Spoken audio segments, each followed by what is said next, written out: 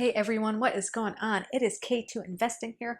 My name is Karen, and in this video, I want to go over 20 blue chip stocks that every beginner investor should have on their watch list. Now, just because it's on your watch list doesn't mean you have to purchase it. These are 20 stocks that I personally find value in. They meet my criteria to buy the stock. I hope the information I'm going to provide to you today can supplement your own research, because I highly encourage you to use your own kinetic knowledge and you figure out if these stocks would fit in your portfolio and within your own trading plan. So as usual, I'm going to go over my Robinhood portfolio review since my last video, jump into those 20 stocks, and then I'm going to go into the 2 day trades that I happen to make today.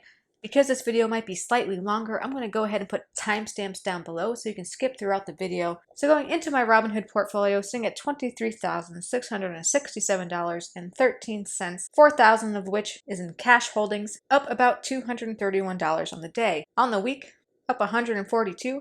On the month, up over $1,000. On the 3-month, up over $3,000. 1 year still looking green, which is what I like to see.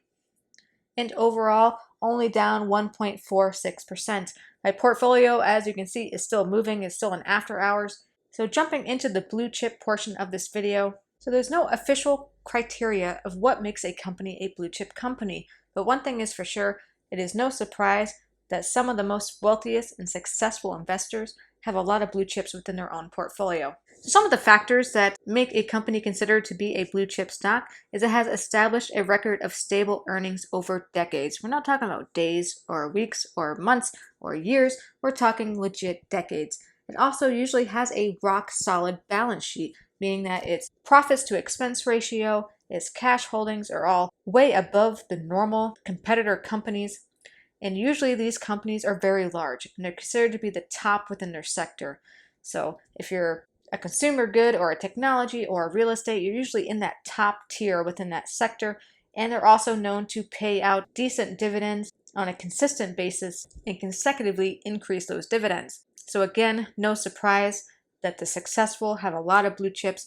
However, they are also known as boring and maybe even outdated. So they're not as popular with the newer generation when it comes to investing like myself. But in the long-term buy and hold strategy, you can't really go wrong with blue chip companies. And I'm going to go over the 3 things that I look for, and I'm going to jump into their dividend history and go over their charts with every single one of them. So I'm going to go into how much they pay per share, how often, when their first dividend payout was, how many years consecutively they have increased that dividend, its overall dividend score, which is going to be on a scale of a 1 to 5, 1 being the worst, 5 being the best. So 3 right smack dab in the middle. And also, we're going to go through their charts real quick.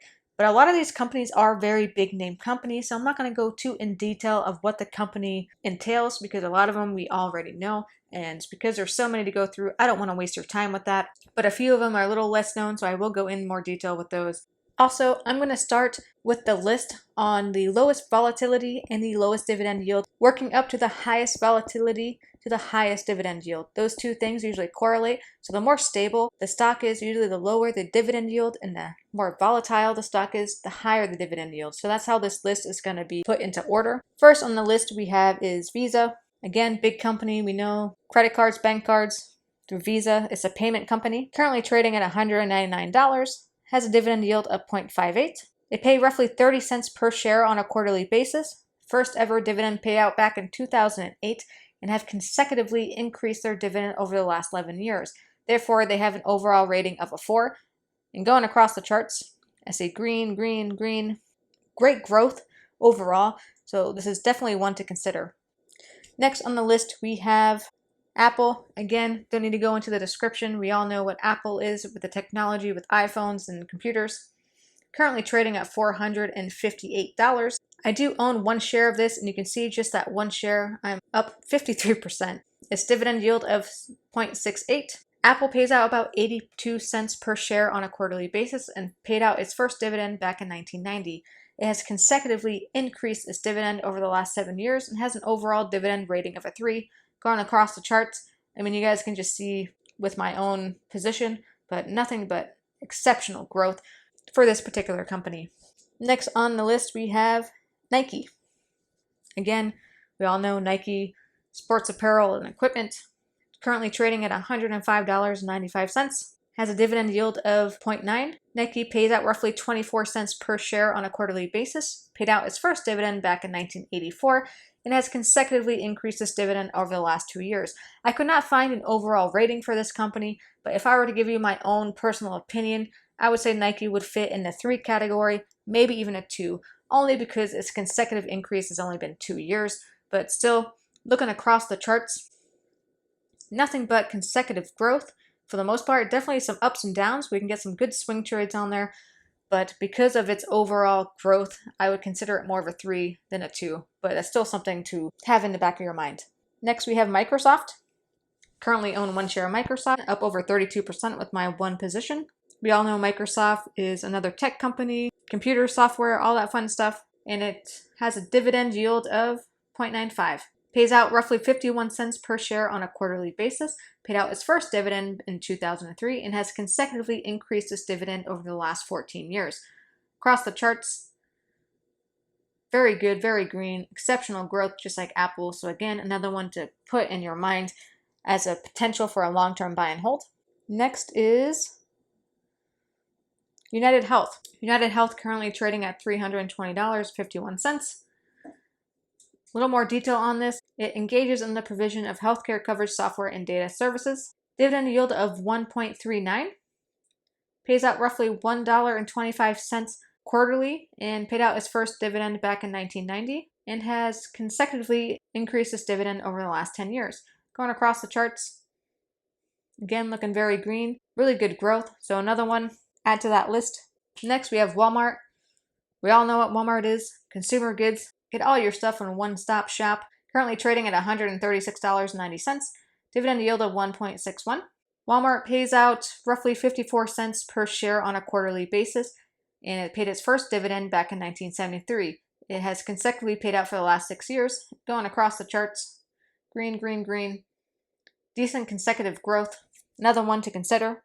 Next we have American Express. It's not one of the most popular in my opinion. I usually see Visa or MasterCard more, but definitely a well-known credit card company. Has a dividend yield of 1.71, pays out roughly 43 cents per share on a quarterly basis, and made its first dividend payment back in 1870. It has consecutively increased its dividends over the last 8 years and has an overall score of a 3. Going across the charts, looking very green, nice growth. Definitely got hit hard by that pandemic, but it's starting to bounce back, so another one to consider. Next on the list is Home Depot. Home Depot is currently trading at $291.29. We know that Home Depot is in the sale of like building materials and home improvement. Has a dividend yield of 2.04. Pays roughly $1.50 per share on a quarterly basis. Paid out its first dividend in 1987 and has consecutively increased its dividend over the last 10 years and has an overall rating of a 4. Going across the charts, very green, very consistent, great growth. Next is PG, Procter & Gamble, and they engage in the provision of consumer packaged goods. Currently trading at $135.50 and a dividend yield of 2.27. Procter & Gamble pay out roughly 79 cents per share on a quarterly basis and paid out its first dividend back in 1891. It has consecutively increased its dividend for 66 years. Therefore, it has an overall rating of a 5. 66 years? That's insane. Sort of. Going across the charts, green, green, green, green, green. Awesome growth, awesome dividend payout. This is definitely one to consider within your own portfolio. Next is GS. Goldman engages in global investment banking, securities, and investment management, which provides financial services. Right up our alley. Currently trading at $203.22, dividend yield of 2.40. They pay out roughly $1.25 on a quarterly basis, and its first payout was back in 1999 and has increased its dividend consecutively over the last 8 years, giving it an overall rating of a 3. Going across the charts, definitely down recently, but overall still up in the green. But again, this one with a little bit of a higher dividend yield comes with a little bit more risk. But if you're into that swing trade life or even a day trade life, this might be something you would be interested in. Next, we have McDonald's. We all know what McDonald's is, that fast food chain. Currently trading at $208.67. Dividend yield of 2.37. McDonald's has been paying out $1.25 quarterly and paid out its first dividend back in 1976. It has consecutively increased its dividend over the last 43 years. Overall dividend score of a 5. So going across the charts, growth, green, little red on the year, but overall significant growth within the last 5 years. Definitely one to consider. Next we have is Intel. This engages in the design, manufacture, and sale of computer products and technologies. Dividend yield of 2.64. Intel pays out roughly 33 cents per share on a quarterly basis and paid its first dividend back in 1992 and has consecutively increased its dividend over the last 5 years, giving it an overall rating of a 3. Going across the charts, we're seeing a little red here, but overall, again, a little bit higher of a dividend yield, so it's got some volatility here, but could be potential on a swing trade basis, but overall, definitely up over the last 5 years. Next, and one of my favorites, is Johnson & Johnson, which Johnson & Johnson is kind of a healthcare field. It makes lotions and stuff for not only just babies, but adults. Currently trading at $148.99, has a dividend yield of 2.60, pays out roughly $1.01 on a quarterly basis, and paid out its first dividend back in 1944. It has consecutively increased its dividend over the last 57 years and has an overall dividend rating of a 5. Looking across the charts, nice and green, consecutive growth, and has that 57 years of growth and a great dividend, overall score of a 5. So again, one to really consider for your long-term buy and hold. Next we have Caterpillar. We're talking about bulldozers and excavators and backhoes, giggity. But currently trading at $138.72 with a dividend yield of 2.94. This company pays out roughly $1.03 on a quarterly basis and paid out its first dividend back in 1914. It has consecutively increased its dividend over the last 6 years. Going across the charts, seeing some red, but for the most part, definitely green. We got some ups and downs here, but overall, up over 77%. We're really going to start getting into the more volatile stocks here. So first on the list is Cisco. This engages in the design, manufacture, and sale of Internet Protocol-based networking products and services related to communications. Has a dividend yield of 3.34, currently trading at $42.08. Has been paying roughly 36 cents on a quarterly basis per share. First ever dividend back in 2011. Has consecutively increased its dividend over the last 8 years.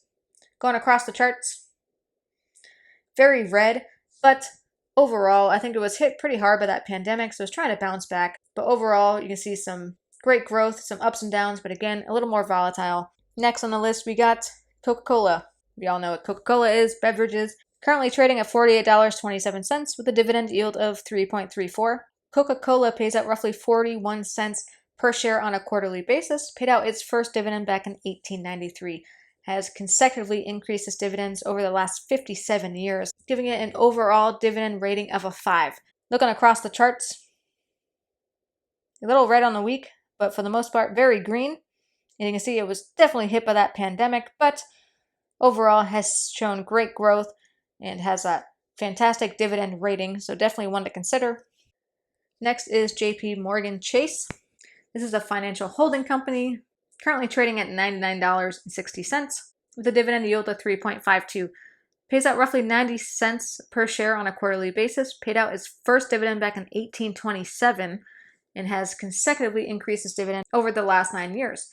Going across the charts, again, definitely hit by that pandemic, but we see definite growth with over the years, and it seems to be bouncing back a little bit here, so another one to definitely consider adding to your portfolio.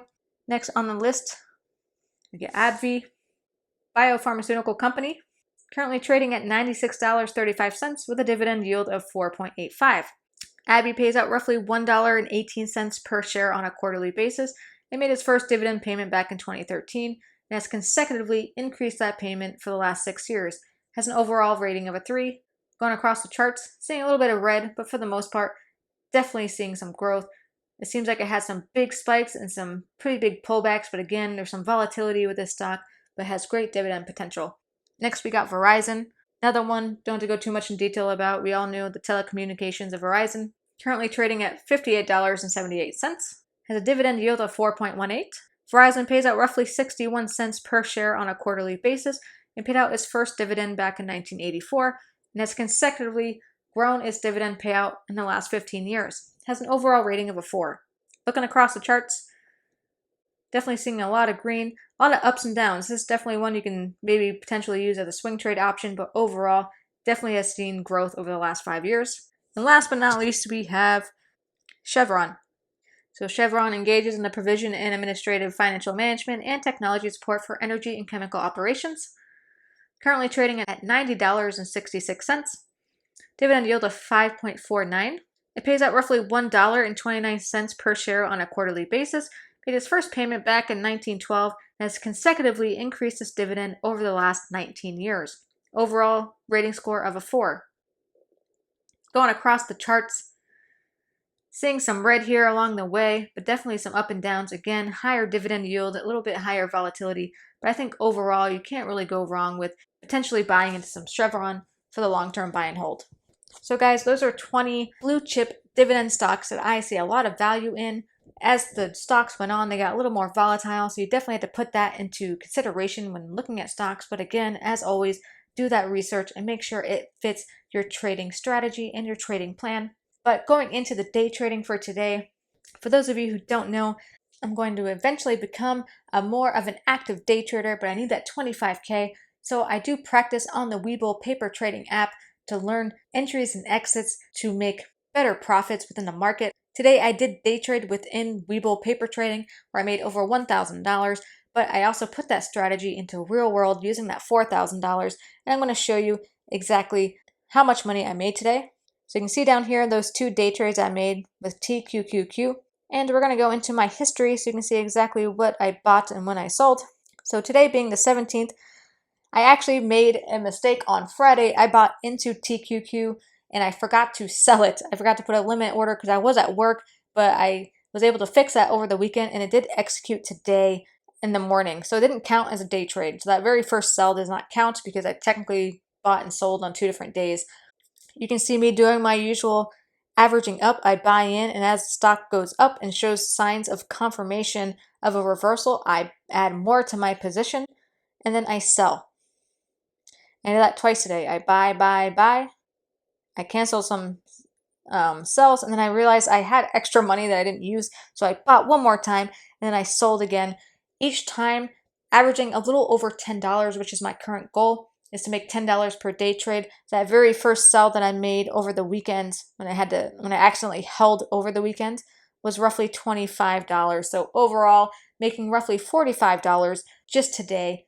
Only 2 of those actually day trades, but making those attainable goals of $10 per trade is gonna make it so that when I am able to use more money within those day trades, I can make more of a profit than just $10. And to show you that, I'm gonna go into my Webull account real quick. So in Webull, going into my actual paper trading account, down here on the right, you see my day's profit was $1,040. So using that same strategy, just with a lot more money, I made over $1,000 in a day. So I'm really excited to get some real money put into Robinhood and start being a little bit more risky, a little bit more aggressive. But as I'm learning to help try to take some of that emotion out of it by using Webull paper trading, it has really paid off. So I'm excited to see what the future brings, not only for my long-term buy and hold, but when I start getting a little bit more aggressive in the market. But guys, that's all I got for this video. I appreciate you watching. I know it's a little bit longer than usual, but I really want to get into those 20 big stocks to help any new investor or even a seasoned investor to see the strategy and the criteria that I personally look for and could really maybe get the ball rolling in your own portfolio if it fits your own needs. So if you found any of this information helpful, please hit that like button. If you have anything to share, any questions, or if you just want to add a little bit more information and value to this video, please do not hesitate to put that down in the comments below. I love interacting with you guys and seeing everything you have to say in the community that's evolving. Also, if you want to follow me along with this journey, please hit that subscribe button. I was honestly hoping with my last video that I was going to be able to celebrate 600 subscribers for my 30th birthday. I didn't quite hit that mark, but that's okay, because regardless, I am so fortunate and my heart is so full with all the support that I have currently. So I appreciate every single one of you. As always, guys, I hope you stay green, you stay classy, and you make your moves with that kinetic knowledge. Take it easy.